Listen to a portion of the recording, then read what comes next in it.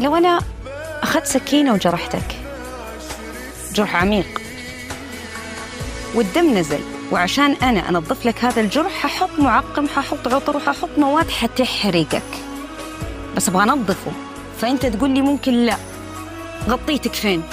ما أبغى الألم مرة، بموت من الألم، بموت. لا تحطيه، لا تنظفيه، لا تنظفيه، غطيه ولا تنظفيه. فغطيته.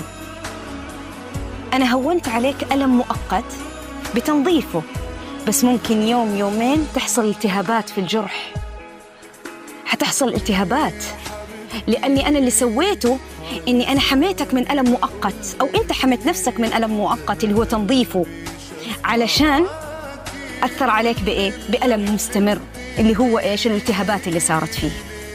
فبالتالي الألم إيش يعمل إذا ما واجهناه؟ معاناة.